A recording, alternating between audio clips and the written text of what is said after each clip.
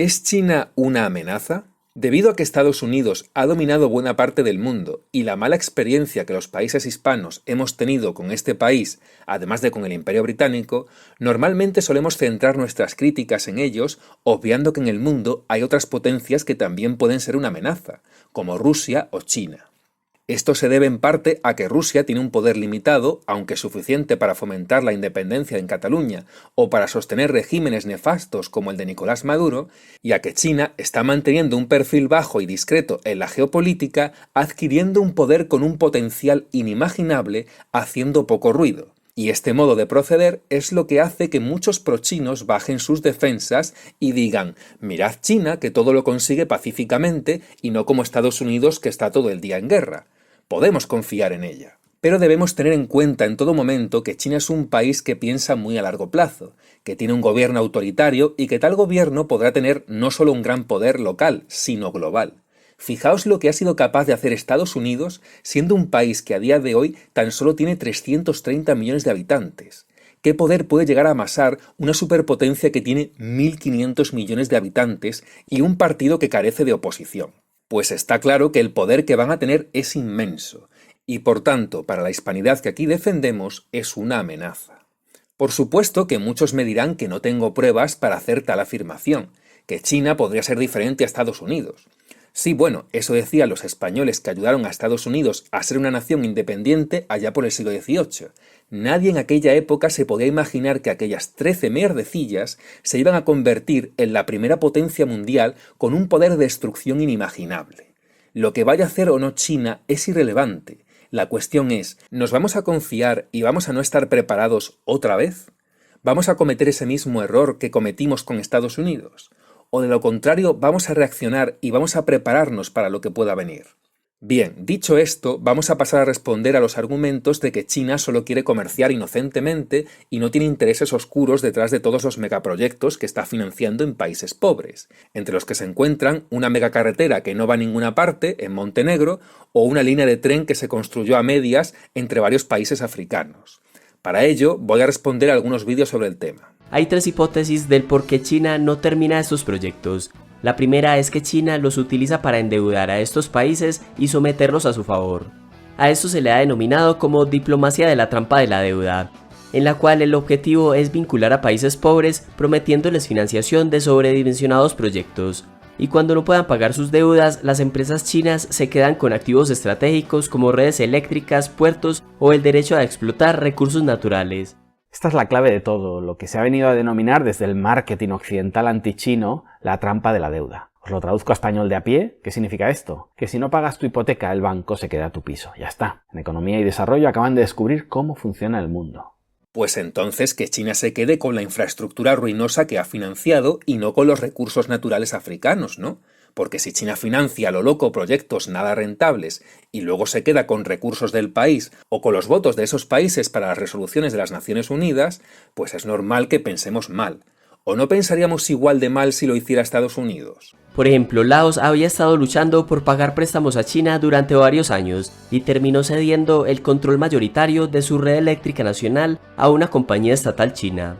De manera que estos préstamos que otorga China pueden presionar a los países deudores para que hagan no solo cesiones de activos, sino también para obtener futuros contratos o apoyo diplomático.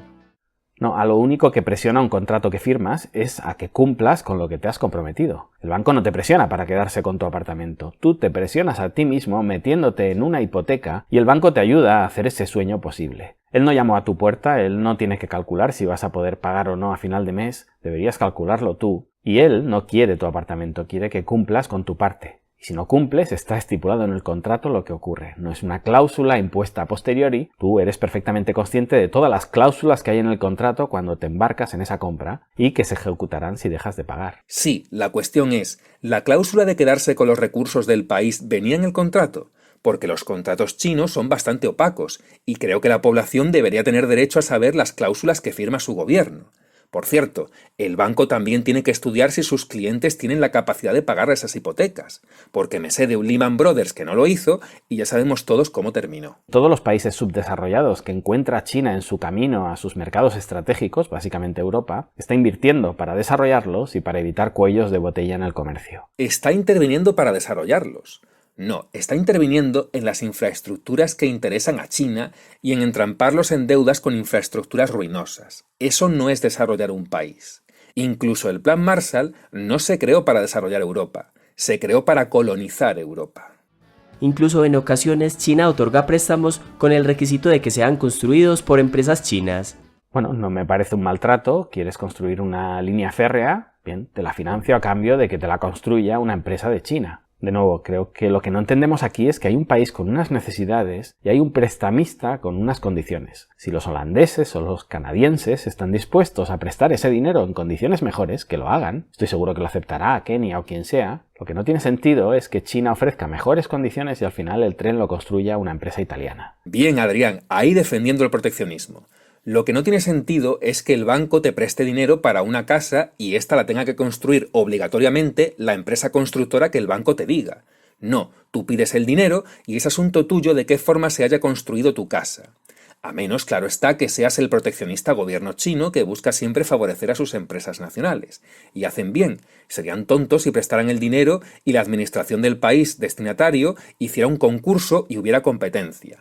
Y desde luego, lo que tampoco tiene sentido es ofrecerle dinero a un país que está claro que no puede pagarlo.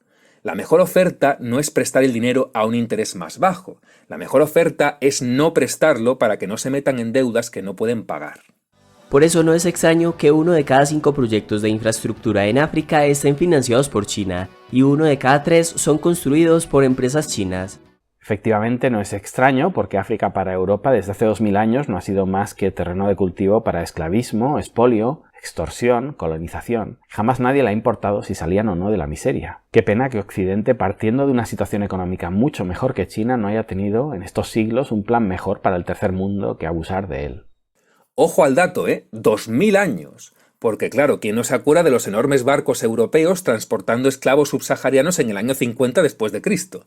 Tiene delito que Adrián, siendo español, no se acuerde de que 800 de esos 2000 años a los que se refiere, los musulmanes del norte de África tuvieron a la península ibérica subyugada a su persecución, extorsión y no sé qué más cosas. Y los musulmanes de Oriente Próximo llegaron hasta Viena.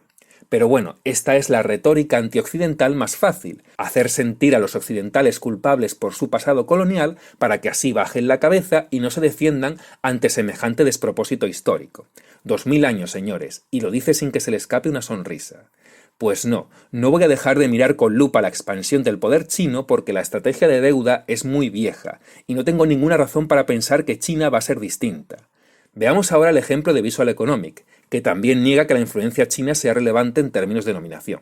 Sino que muchos argumentan que tras el paso de China, la economía de muchos países africanos al final se ve perjudicada. Así que, resumiendo, China habría inundado África con una deuda muy atractiva, les habría arrancado recursos minerales y concesiones políticas, y cuando ya lo han conseguido, simplemente se van del continente dejando exhaustos a los países donde han invertido. Ahora bien, ¿realmente esta teoría tiene sentido? Pues bueno, siento decepcionaros, pero realmente no mucho. Amigos, esta teoría del supuesto colonialismo chino está muy extendida por los medios de comunicación, y aunque tenga partes de verdad, todo apunta a que ni funciona, ni es tan sencilla como parece, ni mucho menos supone un gran problema para los países africanos. De hecho, ¿queréis un dato rompedor? China, la República Popular China, está abandonando África. Es más, China lleva años dejando de lado a África y sus inversiones en la región. Desde 2016, el gigante asiático está cortando cada vez más lazos con los países africanos. De hecho, ha pasado de prestar casi 30.000 millones de dólares en un solo año a menos de 5.000 en 2020. Lo primero es que si vas a medir la presencia de China en África, no lo hagas con una gráfica que muestra los préstamos,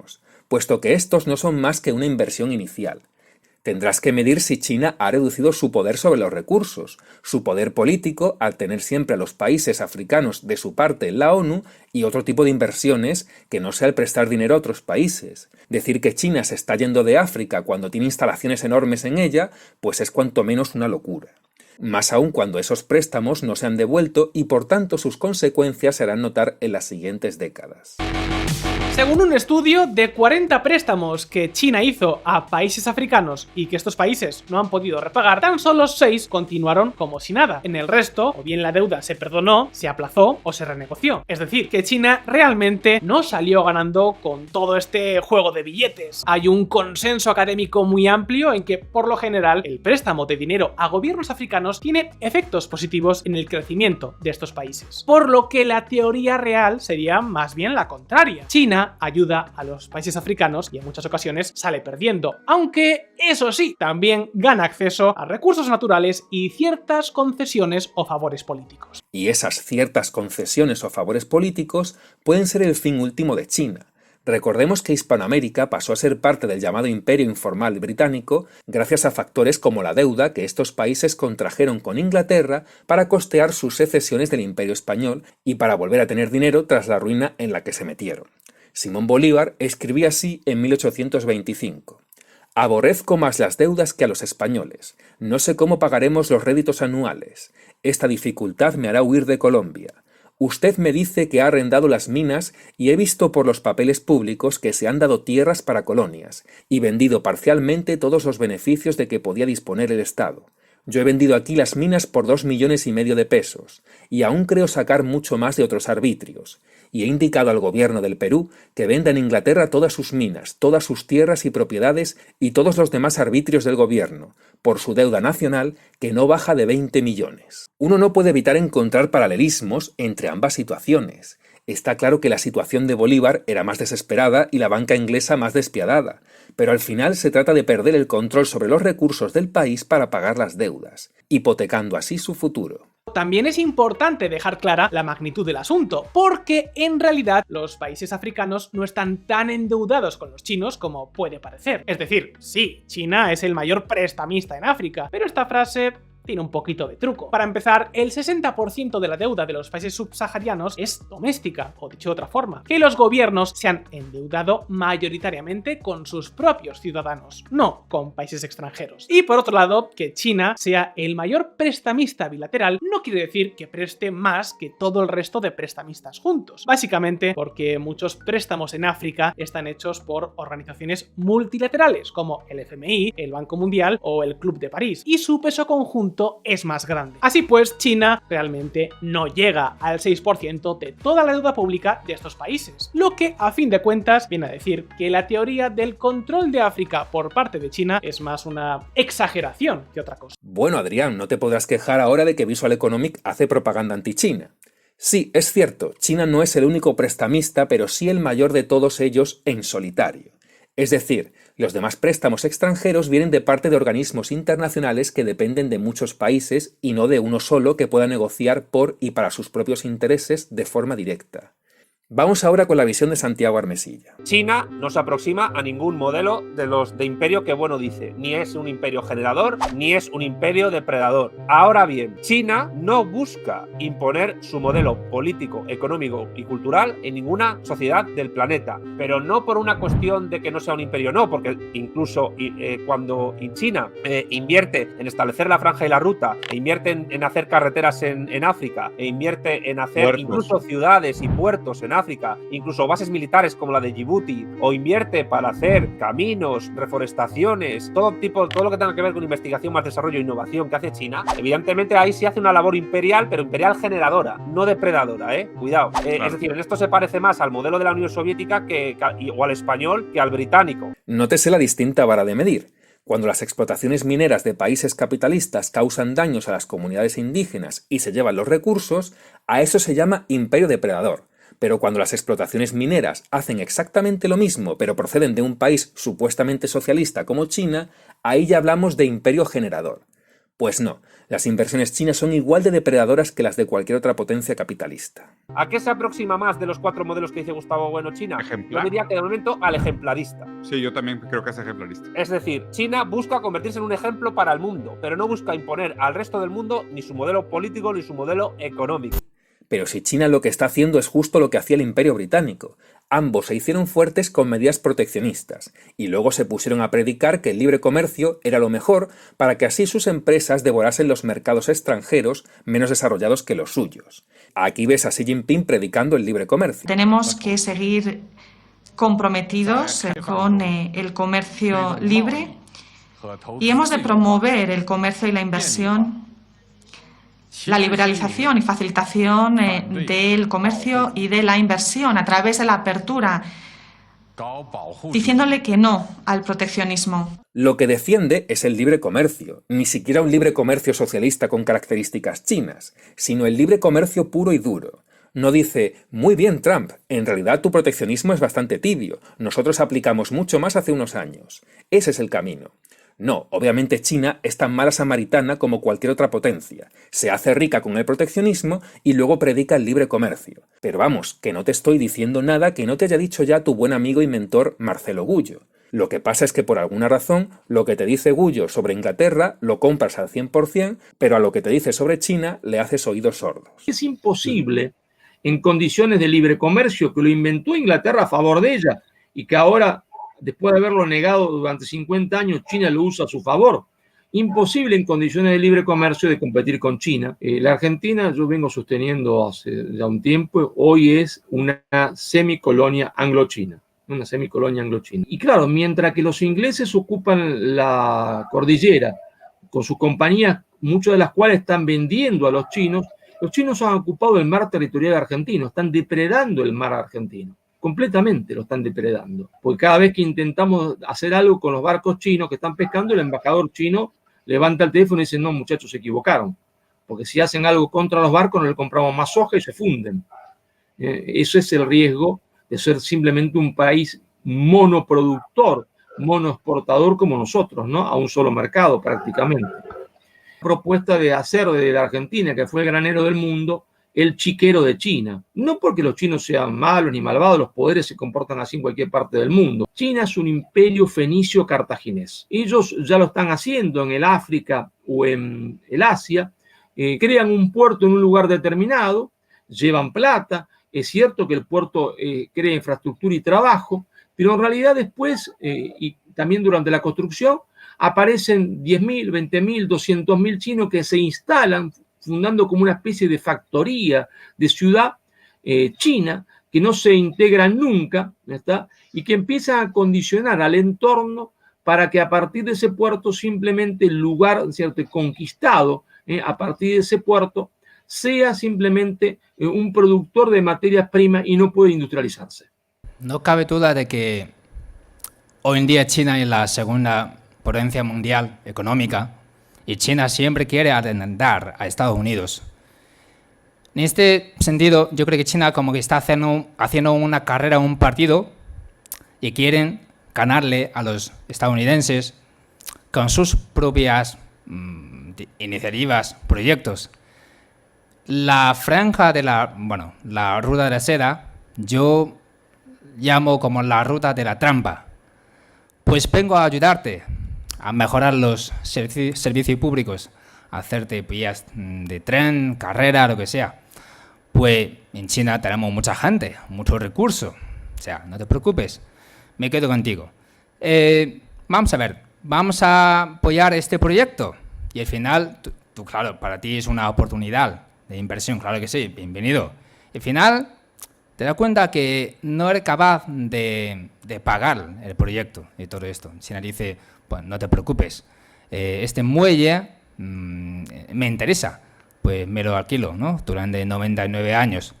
O pues esa montaña tienen cobre, tienen cosas que vale, pues me quedo con eso. O sea, al final te das cuenta, económicamente has caído en un pozo, porque China se queda con tus recursos.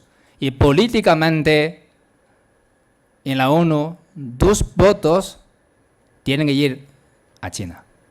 He visto un analista muy interesante, chino, dice, son muy tontos. La solución está en África. Vamos a ir, vamos a comprar votos. Vamos a comprar votos. O sea, esto es el concepto de China. Por lo tanto, sabiendo que China es una dictadura, lo que sea, pero en chino se dice 吃人嘴软. Cuando he comido tu comida, mis palabras tienen que ser bonitas. Por lo tanto, es una trampa política. Y Italia se ha dado cuenta. El expresidente, el primer ministro, que lo que ha hecho fue un error. En España, pues Pedro Sánchez, no sé, no sé cuál será su futuro político, pero también tiene intereses. Es que China quiere entrar a Europa a través de Portugal, España, Italia, los países que son más débiles económicamente. Eso es el interés de China. De todas formas, no niego la mayor en cuanto a todo lo que dicen Adrián Díaz o Visual Economic. A fin de cuentas, estamos hablando del futuro que casi siempre es impredecible, más aún a largo plazo. El problema es que cuando un solo país o grupo de personas como un partido político acumulan demasiado poder, las consecuencias no suelen ser positivas. Y el poder potencial que tiene China es algo que probablemente ni ellos saben hasta dónde puede llegar, así como tampoco sabemos qué intenciones tendrán las próximas generaciones del Partido Comunista de China. Creo que no es ninguna locura admitir que el riesgo al que nos enfrentamos es muy alto. De momento, China está ocupada pensando en Taiwán, pero cuando la tenga, ¿cuál será su siguiente objetivo? China ha conseguido que muchos países dejen de reconocer a Taiwán como condición para poder comerciar. Fijémonos en cómo Milei ha salido escaldado tras plantarle cara a China. Comenzó diciendo que no hacía negocios con China y terminó por darles una exención fiscal a las empresas chinas que operasen en Argentina. Y es que China tiene bien agarrada a Argentina, siendo uno de sus principales socios comerciales y con el sistema de intercambio de monedas swap. China amenazó a Argentina con cancelar sus importaciones de carne y soja solo porque su ministra de Relaciones Exteriores se reunió en secreto con la representante de Taiwán en Argentina. Y la cuestión aquí no es Taiwán ni Milei, sino el inmenso poder que tiene China para doblegar las voluntades de otros países, muchas veces usando el simple comercio. Es como si China hubiera forjado un comercio único para gobernarlos a todos.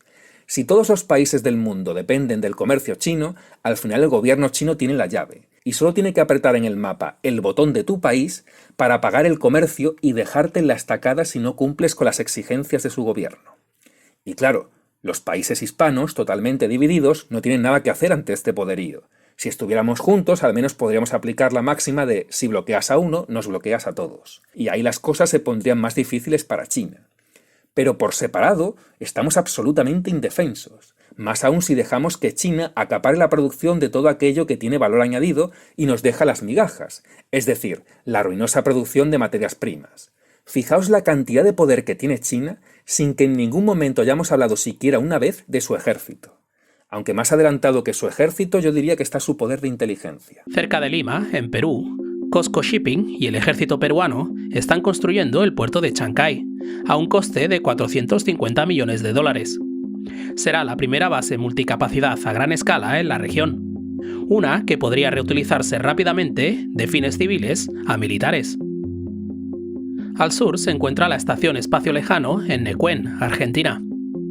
La estación es parte de la red del espacio profundo de China, que se utiliza para misiones espaciales interplanetarias.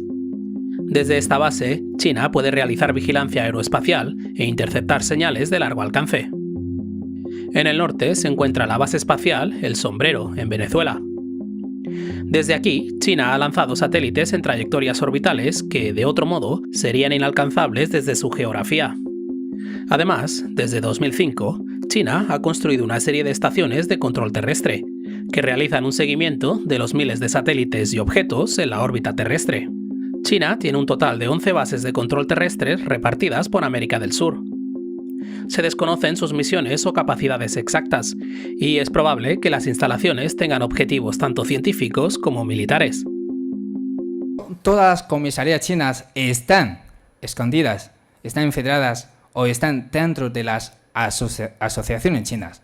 Puede ser una asociación de la comunidad china de Xinjiang, todo un ejemplo de una ciudad al sur de China. Puede ser un negocio de restaurante. Puede ser también la asociación de los estudiantes. De forma, teniendo en cuenta de que en España hay más de 300 asociaciones chinas. Todas son controladas por la embajada china y todas tienen sus reuniones anuales con el embajador chino en España. Recuerdo perfectamente en 2018 cuando vino Xi Jinping a Madrid. Creo que hicieron una visita en el Palacio Real. Yo fui yo fui con una pancarta porque era una persona sola, no como éramos 16 personas que teníamos que pedir un permiso.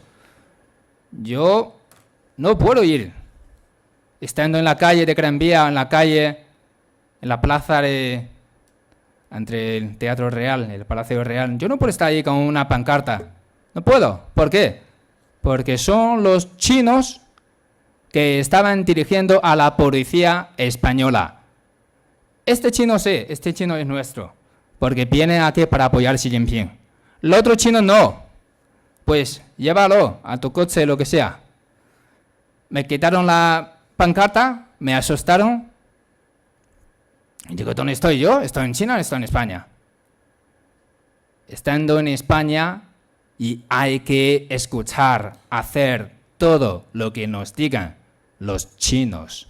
Esto es una vergüenza. Tengo contacto con una amiga china disidente. Esta amiga fue vigilada durante un periodo de tiempo. Y un día, cuando volví a su casa, se encontró que alguien entraba a su casa. Solamente llevó su pasaporte, su DNI. O sea, para matarnos no pueden, porque estamos en España. Al final, la no cuestión pues, del juicio, pues quizá no pueden estar más en España, bueno, quizá tienen que, lo que sea. Pero para asustarnos, presionarnos, sí, se puede. Para robar algunas cosas, sí que puede. Y también para coleccionar los datos personales y pasarlos a China para que desde China tomen medidas. En el caso mío, por suerte casi nunca han tenido contacto con estos chinos de la izquierda, pero ellos han organizado todas las asociaciones chinas de forma sistemática en España para pedir la información personal mía, donde está mi domicilio, que son mis padres, de una forma así. También tengo contacto con los disidentes chinos en Barcelona, que hacen comentarios, porque ya estamos fuera de China. En este caso, Twitter, Facebook, YouTube, todo es legal. Cuando hay chinos que publican comentarios negativos, bueno, negativos no, críticos del Partido Comunista Chino, entonces te pueden localizar. Un chino amigo mío me ha comentado que un día que salió por la casa, por la puerta, encontró un chino que estaba ahí, tampoco lo conoce, vigilando. El día siguiente, el domicilio suyo estaba circulando en las redes sociales chinas WeChat. Por lo tanto, yo creo que para matarnos no pueden, pero para coleccionar nuestros datos, la información, presionarnos, vigilarnos, eso sí que es Incluso en el día de hoy, me gusta, como que hay un comentario, digo me gusta, me gusta, se considera también es un delito. Escribir un comentario, cuando este comentario sea reenviado por 500 veces, se afecta la imagen del Partido Comunista Chino, también es un delito. Utilizar VPN en China también es un delito. VPN es una herramienta para saltar del muro de China para conectar con Twitter, Facebook, YouTube, todo esto. Entonces es un delito. Los disidentes chinos, nosotros estamos en España. Si no viajamos, no pasa nada. Si tenemos ese delito, si algún día pasamos por, doy un ejemplo, por Francia, que tienen acuerdo de extradición con China, es quizá no pueden parar en el aeropuerto, porque esto le pasó a una amiga mía que publicó comentarios que está en contra del Partido Comunista Chino y fue parada ella en Barajas. Estuvo 40 días en la cárcel en Alcalá de Henares y ahora la soltaron, pero durante un momento le quitaron su pasaporte porque España también tiene extradición con China y China la clasifica como la enemiga del gobierno de China. En España tiene que obedecer esos acuerdos. Durante como un mes más o menos, China no puede ofrecer testimonio directo de que ella es una... porque también le dieron pues delitos falsos, ¿no? Entonces, desde España la soltaron. ¿Qué pasa? Ella ahora mismo solamente puede estar en España, porque si viaja a Italia, puede ser parada en Italia. Y sobre todo si nosotros vamos a Hong Kong, ya que Hong Kong está la ley de seguridad nacional de Hong Kong, de forma directa nos manda a la China continental. Desde ahí, ¿qué pasa? Quizá pueden encontrar sus cadáveres en IFEMA. ¿Será verdad? Bueno, yo no puedo corroborarlo. Tendréis que decidir vosotros si confiáis en su palabra. Y aparte del control tradicional, están las nuevas tecnologías. ¿Puede el gobierno chino ejercer su poder a través de redes como TikTok?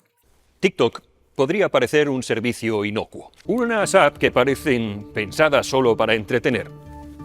Se convierten en una poderosa herramienta para modelar la conducta de la juventud.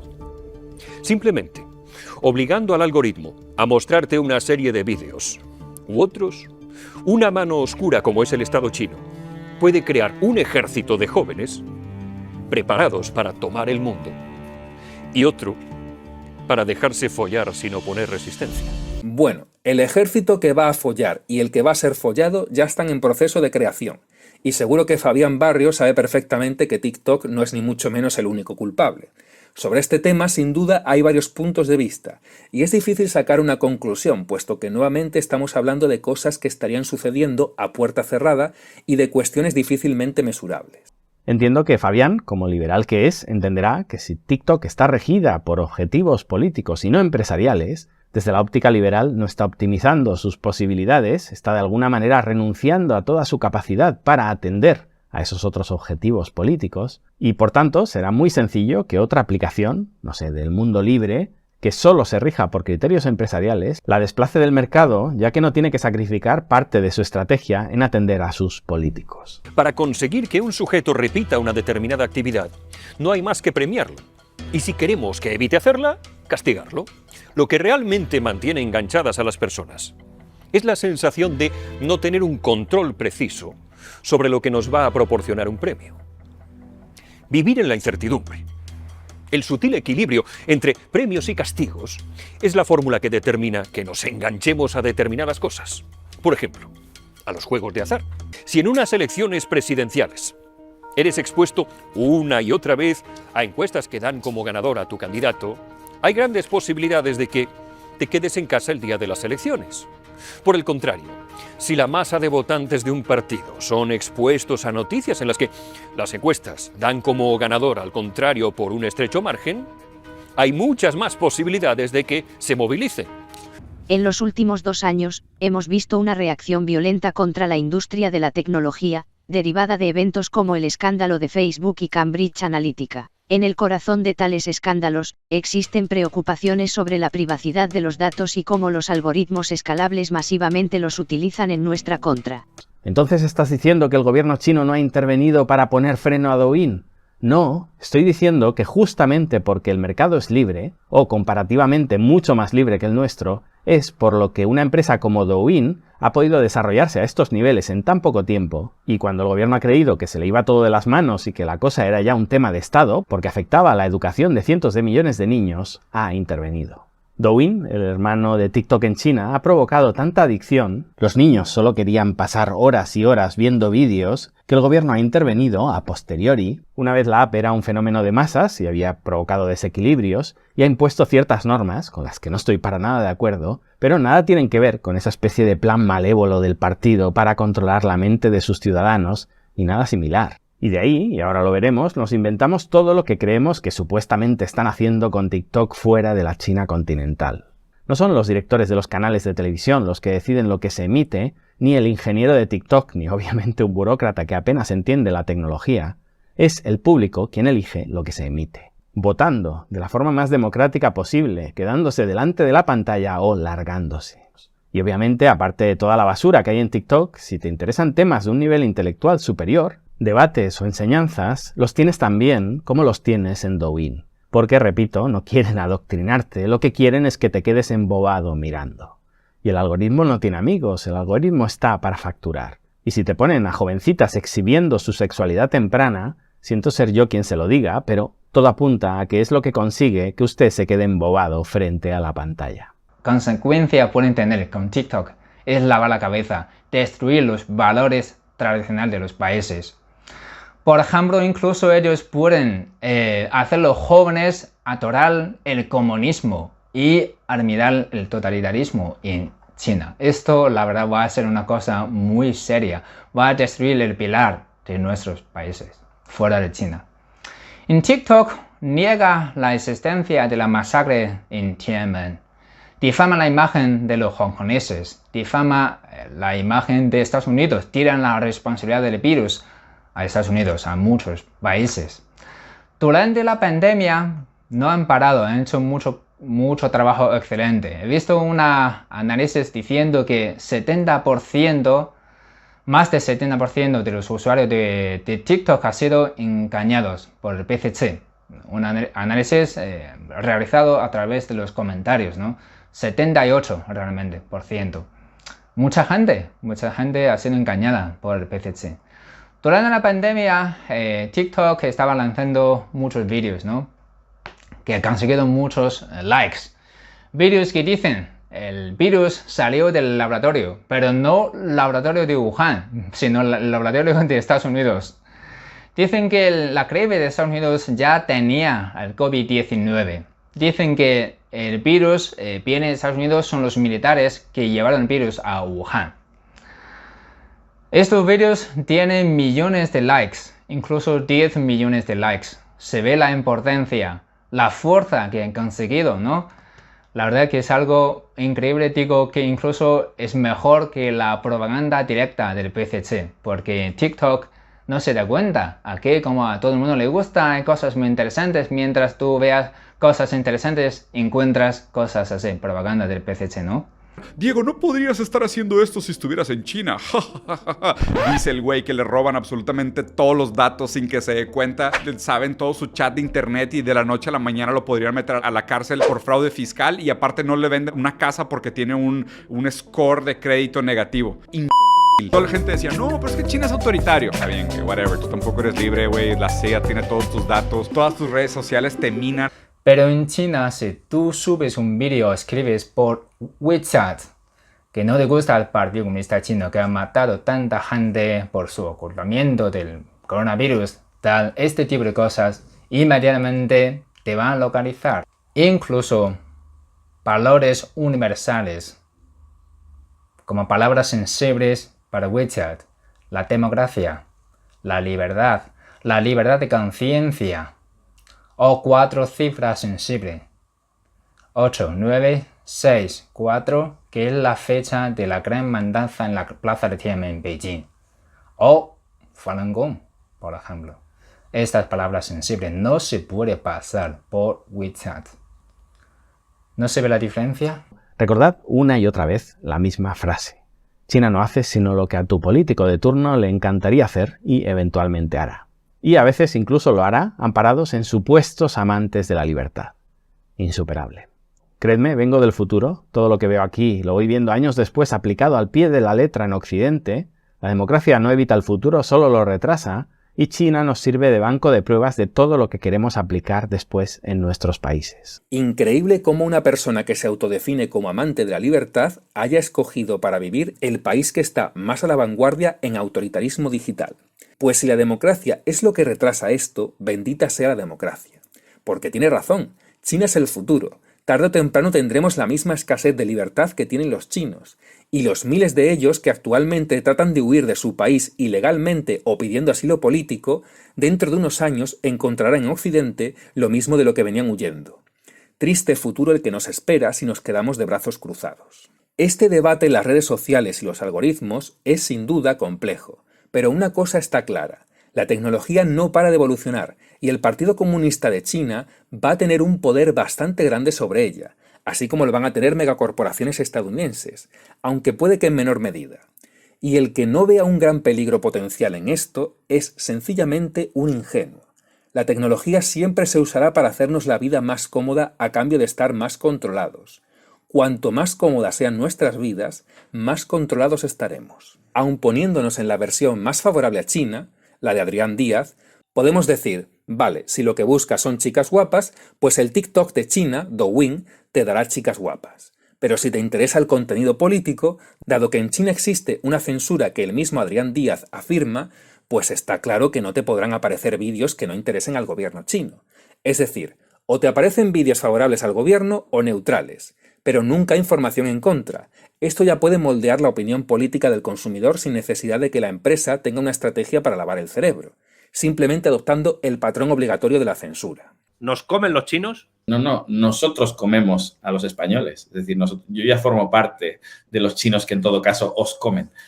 Yo quiero que gane el mejor, yo quiero que... No tengo hijos, pero yo querría que mis hijos vivan en el mejor de los mundos posible, y el mejor de los mundos va a ser el que se desarrollen los mejores productos posibles, las mejores condiciones posibles, y si esas son las que van a desarrollar los chinos, pues que bienvenidas sean. Entonces, no sé, a mí me parece que si no somos capaces de desarrollar algo competitivo, nos comen y está bien que nos coman, por incapaces. Te lo pueden decir más alto, Santiago, pero no más claro. Así que no seamos unos incapaces y veamos a China como el peligro que es. 从1999年7月份，当时的中共总书记江泽民发起了一场针对官方统计有7000万人修炼的中国法轮功信仰团体的迫害。在随后的几个月内，根据国际主要媒体报道，就有5000多法轮功学员被抓捕。虽然追查国际调查过各类针对法轮功学员的酷刑迫害，但是活摘这还是第一次听到。2016年6月22日，加拿大前亚太司司长大卫·乔高、资深调查记者伊森·格特曼和加拿大人权律师大卫·麦塔斯在美国国家记者俱乐部联合发布中共强摘人体器官的最新调查报告。报告显示，中共强摘法轮功学员等良心犯器官数量惊人。中国器官移植手术数量每年约6万至10万例，2000年至今可能高达150万例。李祥春，追查国际外事办主任，医学博士。它343呢，就是说它是作为一个决议案，它就是美国国会有史以来第一次就是公开的用决议案的方式，就是说承认，说明他们已经知道这个活摘这个器官这件事情的存在。第二个呢，数目庞大。第三个很关键，它这个决议案里面讲的就是说是中国的政府的国家行为，它讲 state sanctioned。就是说是政府批准的这么一个行为，也就是说跟其他的所有的这些个有关器官贩卖那种黑社会啊，或者那种个体或者是小团体犯罪是完全性质不一样的。这是人类历史上从来没有发生过的这样一个政府组织在大规模的这个摘取器官。我的前任丈夫是在1999年至2004年之间在这家医院工作的。我的前夫曾经是摘除法轮功学员器官手术的一名脑外科医生。我在这里替他跟你们道歉。我曾经听我前夫说过，大多数的人他们都是身强力壮的，好多人还没有咽气，他们的器官就被摘除。被摘除后，有的人直接就丢在焚尸炉中，没有留下任何迹象。我的丈夫也曾经提出过不要做这种手术，但是那个时候，他自己也身不由己。El pueblo pide, el socialismo provee。虽然追查国际调查过各类针对法轮功学员的酷刑迫害，但是活摘这还是第一次听到。El gobierno ese dictatorial que tortura y hace desaparecer a gente. Jiang Zemin fue un líder afable, divertido. 当时的中共总书记江泽民发起了一场。Jiang Zemin, un político de una generación irrepetida, y miedo y tristeza me produce pensar irrepetible.